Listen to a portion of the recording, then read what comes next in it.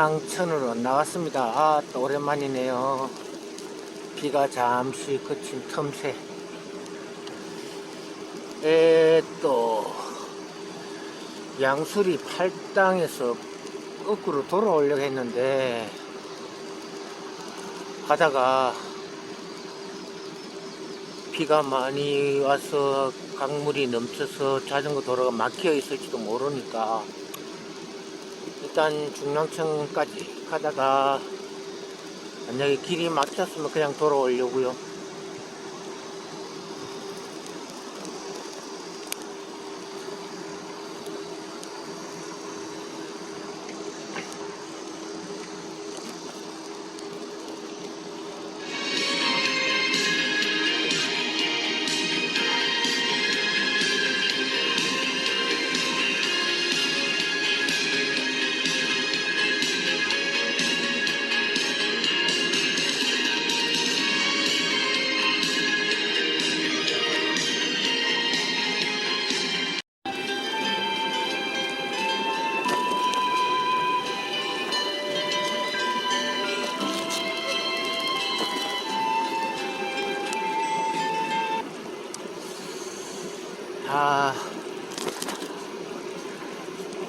그 단세를 참지 못해가지고 자전거 타러 나온 사람들이 나 말고 또 여럿 있네요.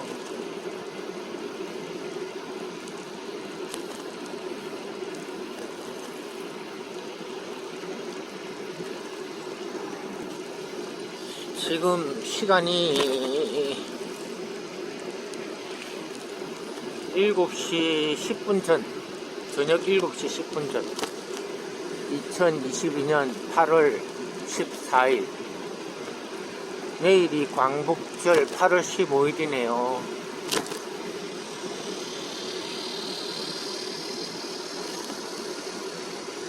광복의 뜻과 독립투사들의 희생의 의미를 잘 가슴에 새기면서 뜻깊은 하루가 되었으면 좋겠습니다.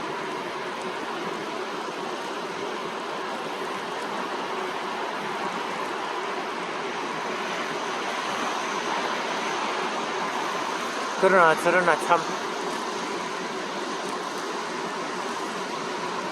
기후 재앙이 심각해서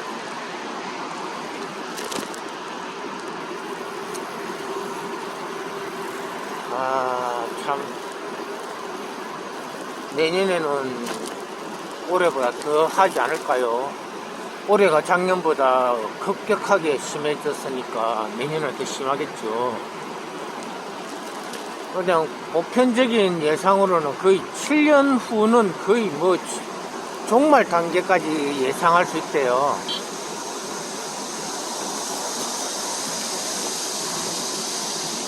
근데 좀 살만해지니까 이래 돼버리네.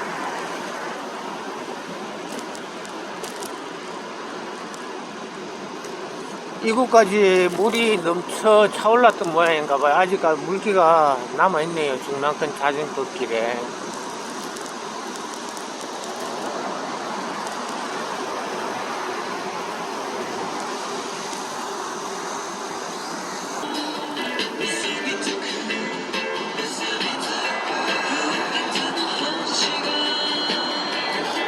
비가 조금씩 오긴 해요.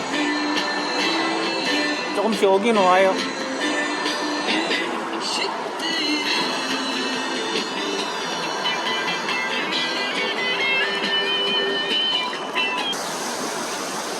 자, 벌써 석계 여기는 도로가 거의 강하고 높이가 비슷해서 물에 잠기기 아주 쉽죠.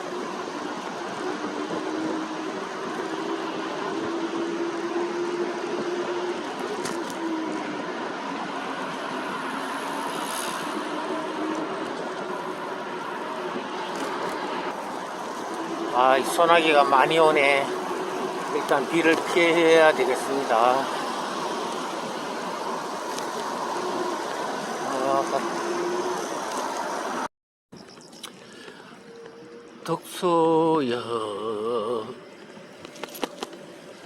덕소역까지밖에 열차 운행 안 한다 해가지고 덕소역에서 도봉구 창동까지 라이딩 합니다.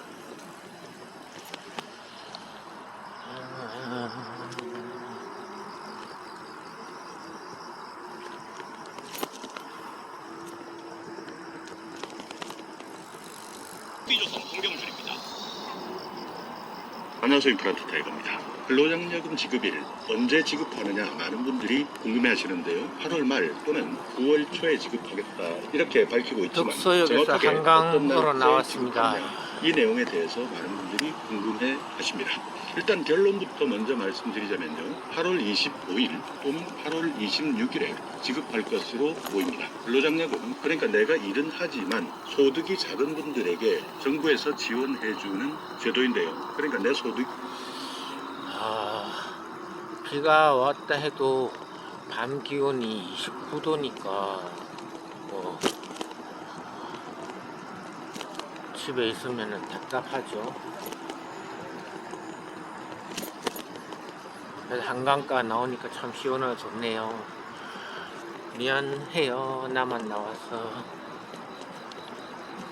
얼마이냐에 따라서 다를 수밖에 없는데요. 이번 8월에 지급하는 것은 정기 신청하셨던 분들입니다. 그러니까 올해 5월에 신청하셨던 분, 지난해 2021년에 내가 일정한 소득이 있었다. 그리고 과구 요건이나 소득 요건, 재산 요건 이 모두가 해당되었다면 신청하셨을 텐데요. 단독 가구냐, 국거리 가구냐, 맞거리 가구냐 여기에 따라서 기준이 바뀝니다. 그러니까 이 내용에 대해서는 다 알고 계실 테니까요. 전체적으로 근로장려금 단독 가구는 소득이 2,200만 원 미만에 해당되셔야 되고요. 국거리 가구는 3,200만 원. 아까 창동에서 중랑천 따라 내려오다가 소나기를 만나가지고 상봉역까지 긴급하게 비옷을 입고 대피를 했어요.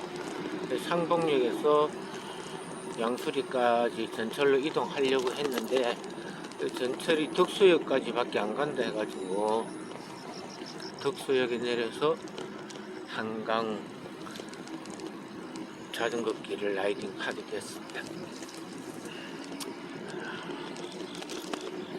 이것만 해도 괜찮네요. 시원하고 감사하네요. 맞벌이 가구는 3,800만 원 미만에 해당되신다면 근로장려금을 받을 수 있습니다. 자녀장려금은 소득 기준이 4천만 원 미만에 해당되셔야 받을 수 있는데요. 자녀장려금은 부양자녀 한 사람당 70만 원을 받을 수 있습니다. 그렇기 때문에 내가 소득 요건 단독이냐 국벌이냐 맞벌이냐 여기에 따르는 총소득 기준금액 어떻게 계산되었는지 한번 확인해 보시기 바라겠습니다. 자, 근로장려금 많은 분들이 궁금해 하셨기 때문에 제가 여러분들을 대신해서 직접 전화해서 상세하게 알아봤는데요. 자, 한번 설명 들어보겠습니다. 또는 직원에게 보건, 욕설 시 상담 내용이 재생되며 납세자와 직원 보호를 위해 통화 내용은 녹음될 수 있음을 알려드립니다. 상담이 많아 전화 연결이 지연될 수 있습니다. 저 근로장려금 그 정기 신청분 지급 기간이 날짜가 확정이 되었나요? 일정은 뭐 일단 지금 심사가 진행 중이고요. 예. 예, 빠르면은 다음 주 말부터 해가지고 다음 주가 아니죠. 다다음 주 25일경 정도 해서 예. 네, 지금 현재 인터넷에서는 보니까 26일 날 지급하는 것으로 네, 금요일이던데. 네, 근데 좀 더 빨리 진행이 되면 어제까지 진행이 될 수는 있으세요. 아, 조금 더 빨리. 예, 그럼 25일이나 26일 정도 예상을 하고 있으면 네, 되겠네요. 네, 예, 알겠습니다. 예. 네, 이렇게 현재까지는 인터넷에서는 8월 26일 지급한다 이렇게 기록되어 있지만 실제 8월 25일에 지급할 가능성도 있습니다. 왜냐하면 지난해부터 최대한 근로장려금 심사를 빨리 해서 최근 많은 분들이 힘들어하기 때문에 하루라도 더 빨리 근로장려금을 지급하자 하는 것이 정부의 방침이기 때문입니다. 그렇기 때문에 근로장려금 정기 신청 언제 지급받을 수 있느냐 궁금해 하셨던 분들은 8월 25일 또는 늦어도 8월 26일 30일까지는 지급받을 수 있다. 이 기간 나의 스케줄에 잘 반영하셔서 앞으로의 계획에 참고하시기 바라겠습니다. 자, 오늘 영상 여러분께 조금이나마 유익한 정보가 있었다면요. 오늘도 구독 그리고 좋아요 부탁드리겠습니다.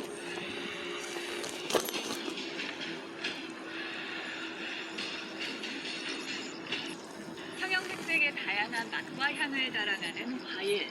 식품 특유의 색은 단순히 식품을 먹음직스럽게 보이는 역할뿐만 아니라 각각의 색에 따라 우리 몸을 건강하게 하는 성분이 들어있습니다. 탄수화물, 단백질, 지방, 비타민, 미네랄 등에 이어 제7의 영양소로 주목받는 식물 영양소, 파이토케미컬인데요. 최근 식물 속에 존재하는 성분들 중에서 건강에 유익한 생리 활성을 지닌 미량 성분,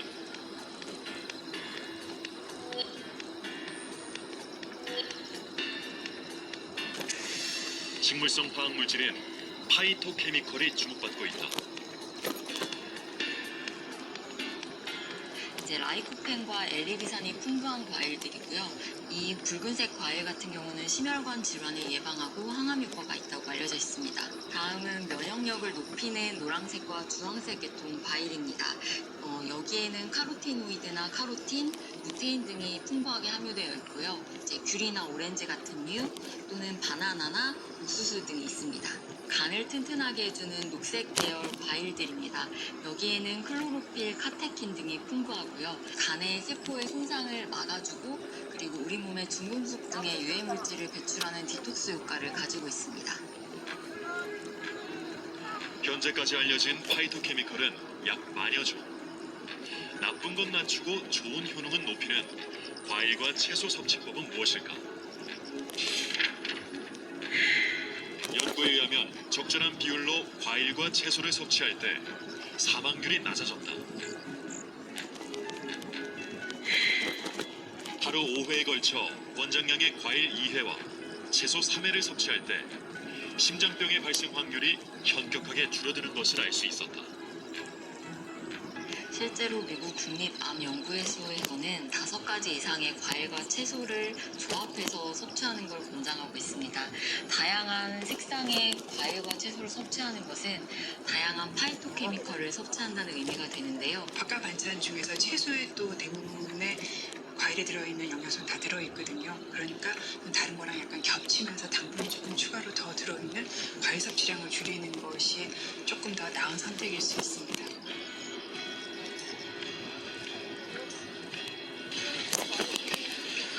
갱년기를 혹독하게 겪으면서 건강에 더욱 관심을 쏟고 있는 62세 성민덕 씨. 15년 전부터 건강을 위해 과일로 아침 식사를 하고 있다. 맛있어. 과일 먹을 때 제일 행복해요. 일단 먹기 편해요. 달고 싱싱하니까 부드럽잖아요. 잘 넘어가고 그리고 행복감이 밥보다는 배가 있어요. 건강했던 민덕 씨는 갱년기를 겪으며 몸에 이상 증상이 나타났다. 먹는 양은 늘지 않았는데 체중은 급격하게 6kg이나 증가했다. 평소보다 운동량을 늘리고 정상 체중을 유지할 수 있도록 노력 중이다. 점심 식사도 밥 대신에 과일과 채소로 식단을 바꿨다. 삶은 달걀로 단백질도 보충하면서 나름의 식단 관리를 하고 있다. 그러나 고지혈증으로 높아진 중성지방 수치는 쉽게 떨어지지 않고 있다. 3개월 전엔 당뇨 전 단계 진단까지 받았다. 콜레스테롤이 높고 중성지방이 높아서 과일을 막 줄이라고 언니들이 주위에서 막 너 과일 때문에 그렇게 높다고 막 그러는데도 그래도 고집하고 있어요 지금. 그래서 이제 계란하고 야채를 곁들인 거예요. 고지혈증이 약을 먹어도 약 먹으면 콜레스테롤 정상되는데 중성지방은 그대로 있대요. 다양한 제철 과일을 섭취하고 건강 관리에 힘쓰고 있는 민덕 씨. 술이나 기름기 많은 음식을 섭취하지 않는데도 중성지방 수치가 높은 이유를 알아보기로 했다.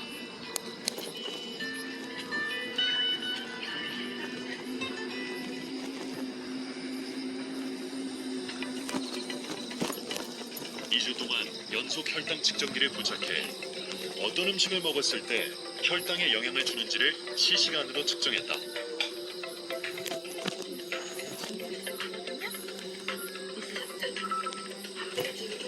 전문 영양사의 식단 처방도 진행됐다.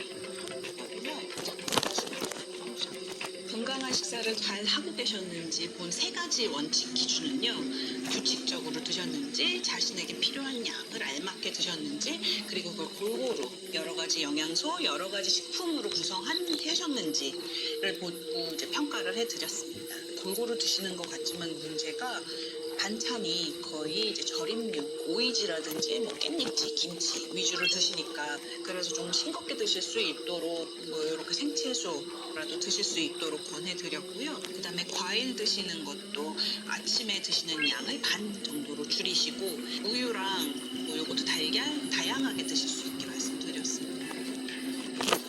과일 위주의 식사 대신에 일반 식사로 변경했다. 간식은 과일 대신 우유와 고구마로 바꿨다. 과일은 먹더라도 갈아 먹지 않고 씹어 먹도록 했고, 생채소와 나물류의 반찬을 늘렸다. 매 식사 후에는 꼼꼼하게 혈당 변화를 기록했다.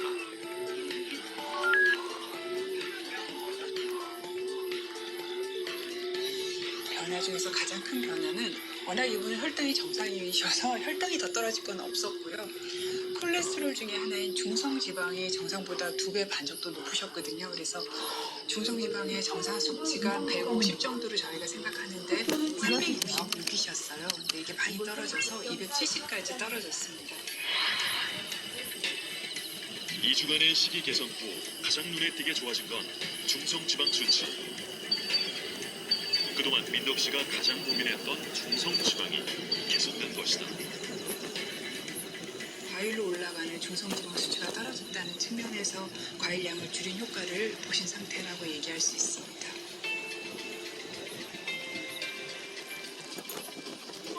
과일의 좋은 성분을 섭취하면서 건강은 지킬 수 있는 효과적인 과일 섭취법을 알아보기로 했다. 급격한 혈당 상승을 일으키지 않으면서 과일을 섭취할 수 있는 최적의 시간대는 언제일까? 3일 동안 과일 섭취 시간대를 달리해 혈당 변화를 관찰했다. 공복에 과일을 섭취한 뒤 25분 후 최고 혈당에 도달했다. 식사 직후에 과일을 먹자 급격한 혈당 상승을 보이며 20분 뒤에 최고 혈당이 196까지 치솟았다.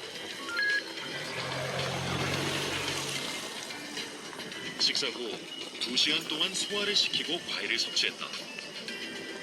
완만하게 혈당이 오르면서 25분 뒤에 최고 혈당에 도달했다. 같은 양의 과일이라도 언제 먹느냐에 따라 급격한 혈당 상승 차이를 보이고 있다.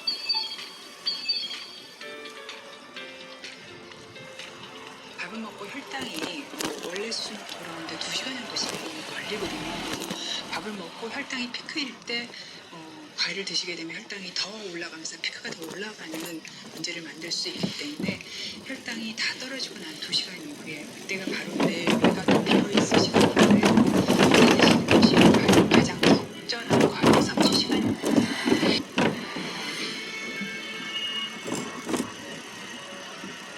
가끔 사인을 정확히 설명할 수 없는 미스테리한 비보가 들리곤 합니다. 혼자 개그로 이름을 날렸던 김영곤 역시 이유가 정확히 밝혀지지 않은 채 세상을 떠나버렸습니다. 그리고 그가 떠난 후 전처의 충격적인 행보가 화제가 되었는데요. 대체 김영곤에게 무슨 일이 있었던 걸까요? 1960년생 김영곤은 1980에서 1990년대에 왕성하게 활동한 코미디언입니다. 1980년 데뷔하자마자 뚱뚱한 몸에 동그란 얼굴, 그리고 재치 있는 입담으로 젊음의 행진, 젊은이의 토요일 등에서 인기를 끈 김영곤은 서세원, 주병진과 함께 가장 인기 있는 개그맨 반열에 올랐는데요. 그는 80년 중반부터 본격적으로 유머 1번지의 회장님, 우리 회장님, 탱자 가라사대, 꽃피는 봄이 오면 등의 코너에서 시사 개그를 선보이며 사회적 붐을 일으켰습니다. 하지만 사회 풍자를 했던 만큼 그는 정치권의 압박을 받기도 했는데요. 그가 선보인 개그의 절반은 방송에서 잘린 것은 물론 안기부에 끌려가 얼차례를 받기도 했습니다. 또한 김영곤은 일찍부터 성소수자들의 권익 보호에 앞장섰는데요. 음지에 숨어 사는 이들을 돕고 싶다는 마음으로 목소리를 냈지만 그로 인해 부인과 함께 운영하는 술집이 퇴폐업소로 몰리며 영장을 받는 등의 시련을 겪었습니다. 정치권을 풍자하는 김영곤을 눈의 가시로 여긴 정치권의 겁박이었을 텐데요. 평소 세상 돌아가는 일에 관심이 많던 김영곤은 제16대 총선이 있었던 2000년 무소속으로 성동구에 출마까지 했습니다. 하지만 결과는 낙선이었고 그는 안 좋은 성적을 받은 슬픔과 함께 이혼의 아픔을 겪어야 했는데요. 낙선 직후 정치권에 발을 내딛는 것을 급고 말렸던 부인과 김영곤의 갈등은 점점 더 심해졌고 결국 두 사람은 이혼했습니다. 이혼 직후 김영곤은 괴로운 시간을 보냈습니다. 특히 당시 6살이던 아들이 눈에 밟혔는데요. 사람들의 지나친 관심 때문에 아이를 국내에 두기도 힘든 형편이었습니다. 결국 아이를 6살 때 영국으로 유학 보냈는데요. 아들이 보고 싶었던 것은 물론 아버지로서 책임을 다하지 못했다는 생각에 한참을 괴로워했습니다. 사실 이혼 후에도 김영곤은 전처와 친구처럼 지내며 아들의 부모 노릇을 똑똑히 했습니다. 영국에 있는 아들 곁에 번갈아가며 가서 머물기도 했는데요. 당시 상황에 대해 전처 정유진은 아들 아빠와 제가 한 달에 한 번씩 서로 번갈아가며 영국을 방문했다. 저는 보름 정도 있다가 귀국했고 아들 아빠는 거기서 열흘 남짓 머물렀다. 그리고 이혼한 후에도 시어머니와 자주 만나고 전화 통화도 하면서 지냈다. 이혼은 했지만 전 남편과 친구처럼 지냈다고 회상했습니다. 부부의 연은 끊었지만 아이라는 매개체로 각자의 가족들과도 가깝게 지냈다는데요. 이런 점은 김영곤이 세상을 떠난 후에도 변함이 없었습니다. 김영곤을 기리는 코미디 전용 극장을 전처 정유진이 맡은 것만 봐도 그것을 잘 알 수 있습니다. 김영곤의 형은 당시 동생이 한 일에 대해 이렇게 전했습니다. 동생이 대학로에 있는 극장 등의 유산을 남겼는데 비록 아내와 이혼한 상태지만 그래도 아들의 뒷바라지를 해줄 전 부인에게 동생의 유산이 가는 것이 옳다고 생각했어요. 그래서 극장 등의 유산을 모두 부인의 전 부인에게 등기해줬어요. 이혼한 전처에게 유산을 남기기 쉽지 않은데 김영곤은 그만큼 대인의 면모를 가진 인물이었습니다. 그는 까마득한 어린 후배들에게도 잘해줬는데요. 후배 양희성이 계속 무명으로 사는 것에 대해 안타까워하며 도움을 주기도 했습니다. 물론 군기가 강한 개그계이니만큼 군기를 잡을 땐 또 잡는 선배기도 했습니다. 김영곤은 군기 반장으로 악명이 높았는데요. 1985년에는 최양락이 반말하자 동료와 함께 찾아가 그를 혼내놓는 사건으로 이목을 끌었습니다. 또한 1991년에는 서인석의 앞니를 부러뜨리는 등 손을 댔는데요. 까마득한 후배들에게는 은혜를 베푸는 선배였지만 가끔은 군기를 위해 파격한 행동을 하는 선배였던 것 같습니다. 그래서 당시 김영곤의 은혜를 받았던 조원석, 양희성 등은 김영곤과의 이별을 무척이나 안타까워했는데요. 김영곤은 아무도 예상치 못했던 사인으로 2006년 3월 11일 향년 45세의 나이로 세상을 떠났습니다. 김영곤은 당시 사우나에서 땀을 뺀 뒤 헬스를 하다가 사고를 당했습니다. 그의 원래 습관은 먼저 운동을 한 후 사우나를 이용하는 것이었는데요. 이날따라 김영곤은 운동 습관을 갑작스럽게 바꿨습니다. 그 후 화장실에서 앞으로 고꾸라지며 눈에 이마가 함몰될 정도로 크게 다쳤는데요. 쓰러진 상태에서 약 1시간 넘은 다음에야 사람들에게 발견되었습니다. 그는 사람들에게 발견된 후 바로 병원으로 옮겨졌지만 때는 이미 너무 늦었는데요. 결국 다시는 의식을 찾지 못하고 향년 45세의 나이로 눈을 감았습니다. 그가 세상을 떠난 후 사람들은 그의 사인을 심장마비라고 추측했습니다. 하지만 일부 전문가들은 여기에 반박 의견을 냈습니다. 김영곤은 심장마비가 아니라 뇌출혈의 가능성을 완전히 배제할 수 없다. 특히 김영곤은 마지막 몇 개월 전에 건강검진을 받았을 때 이상이 없었고 또 평소에도 헬스 등으로 철저하게 건강을 관리했다. 콜레스테롤, 혈압, 당 등 모든 것이 정상이었다. 김영곤은 당시 건강한 상태였다고 합니다. 당시 그를 검안했던 병원은 심근경색이나 부정맥에 의한 급성 심장마비의 가능성이 높다고 발표했는데요. 경찰 측에서는 구급대에 의해 병원에 도착했을 때는 이미 떠난 상태였고 타인에 의한 혐의를 찾을 수 없기에 돌연사로 결론을 내렸습니다. 그 이후 부검을 하지 않았기 때문에 김영곤의 사인은 영원히 미제로 남았는데요. 일각에서는 생전 그의 행동을 되짚어보며 안타까운 마음을 드러냈습니다. 김영곤은 데뷔 초부터 공포의 삼겹살이라는 별명을 가졌을 정도로 비대한 몸을 가졌습니다. 몸무게가 120kg에 달할 정도였는데요. 고도, 비만으로 당뇨 등 몸에 이상을 느끼던 그는 굳은 마음으로 다이어트를 결심했습니다. 금연 금주는 물론이고 생식을 하는 등 식단 관리에도 힘썼는데요. 거기다 매일 헬스클럽에서 2시간씩 운동을 하며 독하게 살을 뺐습니다. 심할 때는 한 달 만에 13kg을 감량할 정도였는데요. 무리한 운동을 했던 것들이 쌓여 그런 일이 벌어지지 않았느냐는 추측도 있었습니다. 개그맨 이용식은 형곤이는 평소 다이어트에 대한 집착이 대단했다. 쌓이는 무리한 운동 때문이라고 생각한다며 말을 보탰는데요.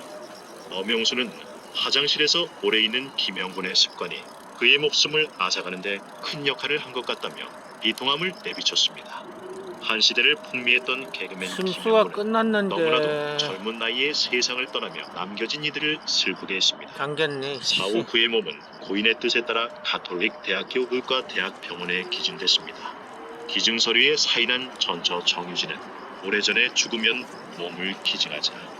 땅에 묻혀 썩어 없어질 육체인데 구세를 위해 학도들이 연구할 수 있도록 하는 것이 좋지 않겠냐라고 말했다. 그래서 그 뜻을 받들었다고 밝혔습니다.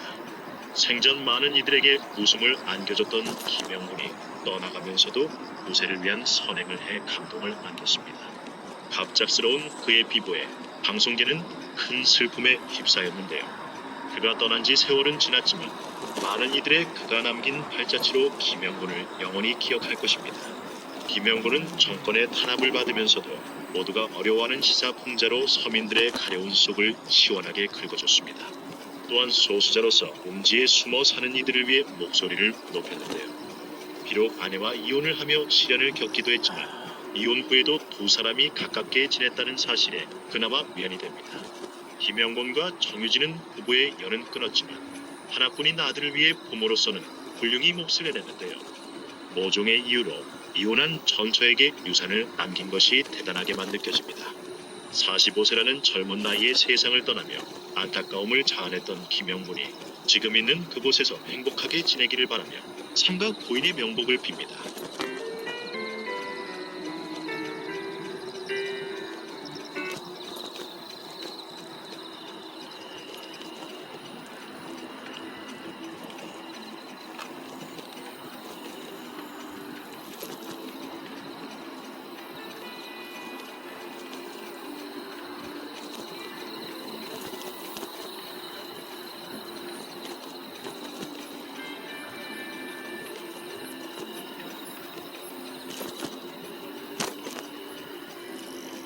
구리 왕숙천을 따라 올라가고 있습니다. 길이 막혀가지고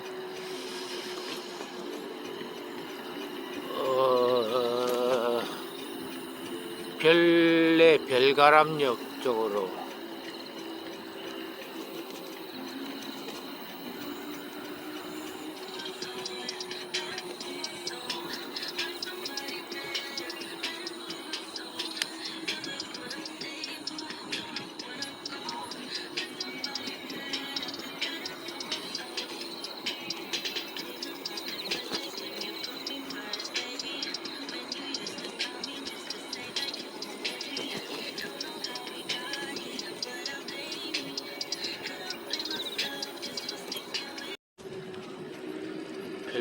별가람역 쪽으로 가는데 천둥 번개가 치는 게 보여서 일기예보를 켜보니 잠시 후에 또 소나기가 올 예정이네요.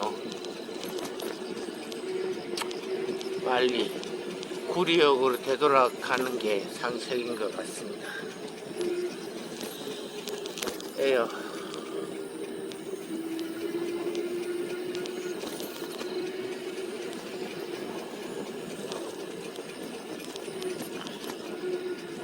이상기후 때문에 참 바람 쐬러 한번 나오기도 힘드네요. 그래도 바람 잘 쉬었습니다. 짜투리 틈새를 이용해서.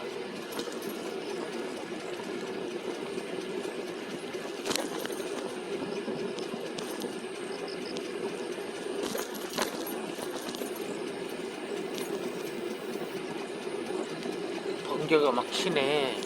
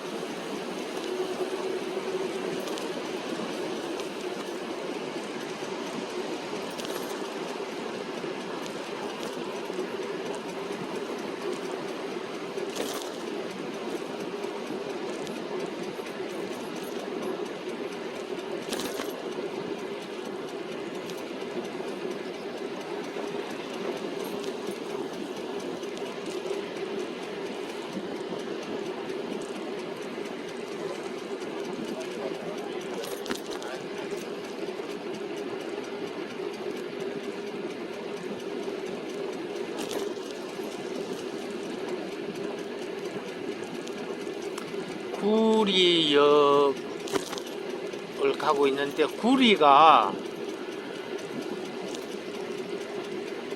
고구려 할 때 그 구리라고 합니다. 제가 옛날에 한 20여 년 전에 서길수 박사가 고구려 연구 발표할 때 고구려는 일제시대 때 고구려라고 했지, 그전에는 원 발음은 고구리라고 합니다. 고구리. 근데 일본에서도 사실은 고쿠리라고 하거든요. 근데 자기들도 고쿠리라고 하는데 우리만 고구려라고 발음하게 만들었어요.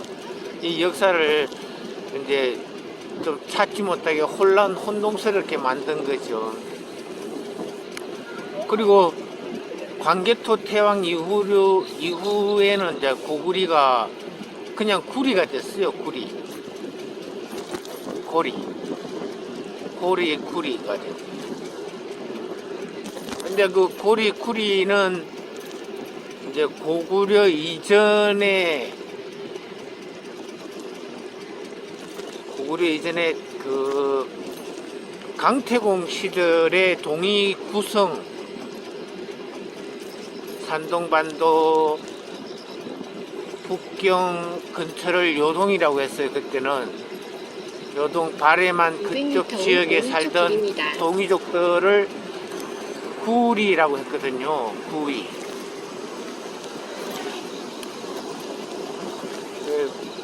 구리나 구이나 같은 말인데, 하여튼 그 구이가 지금 여기 구리시하고 이제 관련이 있는 거예요.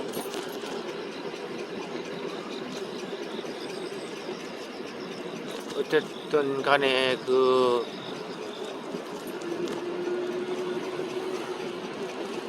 오늘날 요동에 있는 옛날 삼국시대 고려시대 요동이 아닌 오늘날 요동에 있는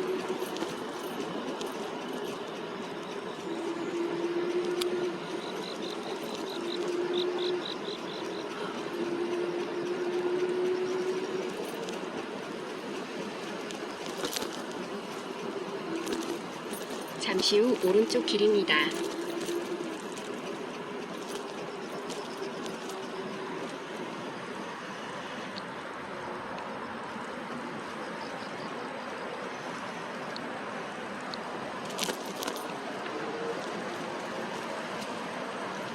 잠시 후 12시 방향 자전거 횡단보도 진입입니다.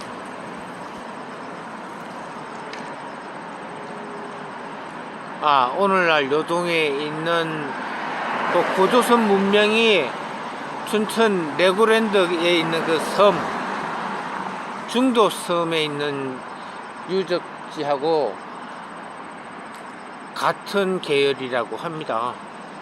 그래서 춘천 중도에 있는 그 고조선 문명하고 요동에 있는 고조선 문명하고 같은 계열이기 때문에 이제 중국 쪽 입장에서는 춘천 레고랜드가 확장되어서 그 중도 유적이 없어졌으면은 하는 바람이겠죠. 잠시 후 12시 방향 직진 경로입니다. 그 모택동이가 중국 이제 동쪽 지방에 있었던 고조선 문명, 동이족 문명이 뭐냐면 바로 고인돌인데, 그 고인돌을 전부 다 홍위병들을 시켜서 파괴하게 했어요. 그리고 중국 고대 문명의 흔적들을 다 박살을 내버렸어. 고대 문명이 사실 다 동이족 문명이니까. 그리고 한자까지 다 바꿔버렸어요. 한자를 이상하게 다 바꿔가지고 고대 문명의 흔적을, 고대 동이족 문명의 흔적을 다 말살시켜버린 거지.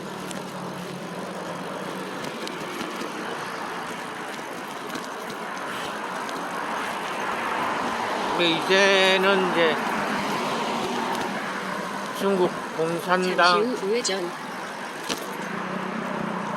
압제에서 좀 벗어나고 싶어서 벗어나려고 산둥반도에 있는 이제 제 나라 후손들, 백제 후손들,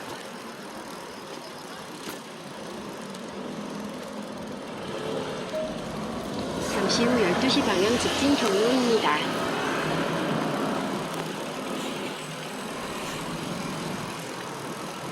그리고 타이완 또 이제 동이족 문명이니까 문명에 가까워서 타이완 또 중국에서 이제 벗어나려고 하죠. 중국 본토. 동이족 문명권으로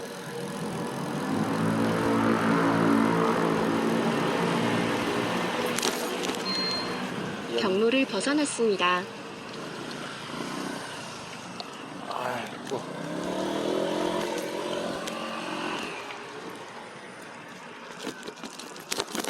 동이족 문명 연방 국가가 대코리아.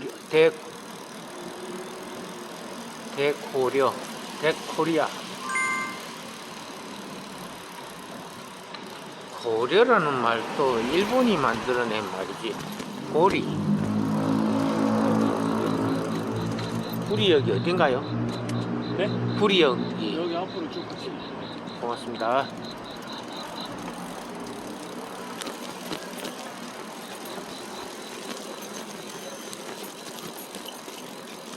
고려도 일본이 지어준 이름인데, 그게 한자로 려를 나라 이름 발음할 때는 리로 읽어야 되거든요. 코리. 코리아가 바로 우리 이름인데 코리아를 고려로 바꿔버린 거죠. 이제 와서 그걸 바꾸려니 참 더 혼란스러워서